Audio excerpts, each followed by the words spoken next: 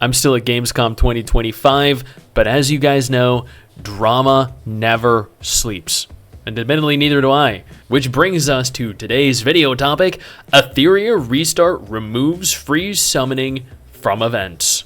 They actually removed the summons from Shell Story. It just feels like all the new gacha that launched in 2025 are going backwards with how they treat players. Yeah. Shitification. It was done pretty stealthily until some players noticed it. Pretty scummy move, but considering it's Etheria, not that surprising. Not unexpected. Okay, not unsurprising, not unexpected. So people genuinely expected. They had the anticipation here of being screwed over. Yep. And some of their community, a few members in specific, say that all I do is talk negatively about the game.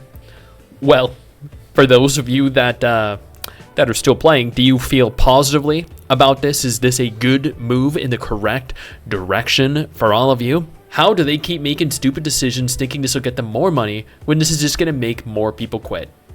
Very shitty move on the devs' part. Best of luck to those still... Whoops, didn't mean to click that. Best of luck to those still playing. May your conviction stay ever strong. This, it's just actually laughably terrible. Actually. So here's an image as proof for any naysayers out there. I'm guessing they replaced them with the chips, but damn. They heard people were complaining about having too many characters and not enough gold lattice, so this is a solution. Remember their announcement about how they're listening to the player base? This is it. Peak devs listened moment. I mean, that's very true, yeah. Reddit haters got what they wanted. Now we can finally stop hating.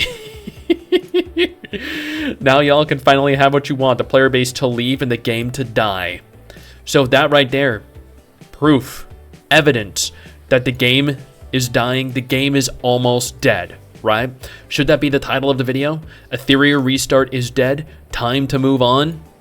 As an active day one player, I want the game to die so much, especially as it is so fun, my biggest dreams will come true finally. I was worried about this happening. Summons are the only generous thing in this game, so we'll just end up with an overall shitty game, I guess now. I haven't been dooming recently as many people are, but this actually pisses me off and shows the game is starting to trend down in every way with these clueless devs. Less rewards, characters marketed in shady ways, over-tuned endgame PvE, but why? Actual zero IQ devs. Not enough lattice, we'll just remove summons. Actually, brain dead. If they weren't being greedy, they could have just added the chips as an additional option in the shop since we can't buy it all out anyway, so it's just an obvious, pure, greedy move.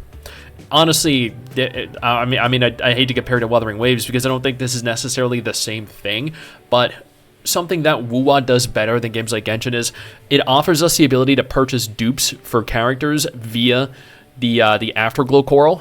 So that's a coral you get by just doing regular polls. By polling for characters and obtaining more SSR characters, you obtain more Afterglow coral, which in turn means that you can buy more dupes from the store.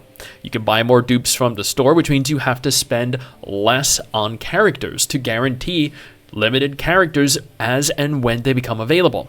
So in this instance, once again, I know it's not the exact same thing, but in this instance, instead of adding the chips here to provide an additional method to acquire characters or to poll or do summons, they instead decide to just remove the summons altogether because that's the smart thing to do. That's the reasonable choice to take, apparently, in their head, for whatever reason. But anyway, yeah, the game is in a great, healthy state, and I'm just doom posting the game in video form. Totally, that's it, yeah. I'll be seeing how the new random dice roll rewards are trending too, and also looking at other event rewards. If anyone notices obvious less amounts of rewards, it might actually be time to give up on this mess.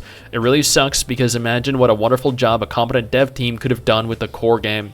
Which is, I think, the case with most games, right?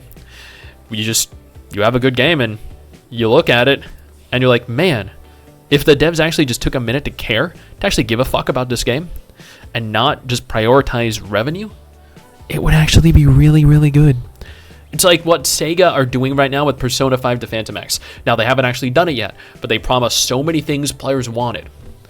And if they actually go through with it, they successfully implement everything players wanted, Persona 5 The Phantom X will be a very good, very competitive game, and arguably a lot better than Etheria Restart. I spent some money at the beginning. I wanted to spend more after waiting a bit to make sure the game would improve. Looks like I'll be spending elsewhere instead like most people. Prefer not to spend if the game doesn't feel like it has a long-term trajectory, and it doesn't. They finally address the problem with having too many characters to build. Soon, it won't be a problem anymore. Good shit. Yeah. Soon it's not going to be a problem because we're not going to be able to pull for the characters. I was just about to post this shit too. Devs can take the fucking L. I bet they removed it because of all those stupid people posting all the summons that they're hoarding, shaking my head. I'm not buying their summon packs because they're absolute garbage, overpriced, no gems for refills, and no stabilizers, just nah. Laughing my ass off, these devs. They heard my plights of not having enough gold tofus. Now the devs are listening. They'll bring the summons back, but in a fragment form. EOS, EOS, EOS. I keep playing because I enjoy the game, but I don't see this being long-term if they keep sucking ass. Yeah. Yep. They really want to sell those summon packs. So the common sentiment here is that not a single person is happy. On the contrary, everyone is upset. And you know what? That's okay. I think it's for the best. The game is a very good game. That's why I did sponsored content for it. It's why there are still content creators out there that are covering this game. At its core, it is a fundamentally good, fun game. But like with other developers, like other studios and other games, a good game doesn't, or a fun game doesn't make a good game. A fun game is something that's enjoyable to play. A good game is not only fun and enjoyable to play, but also rewarding. This game is not that. Many games actually are not that. But ultimately, this is a bad direction to take it. More players are upset. More players are quitting. And they have the opportunity here to fix this, to remedy the situation. Can they? Debatable. Will they? Definitely not. If history has taught us anything about these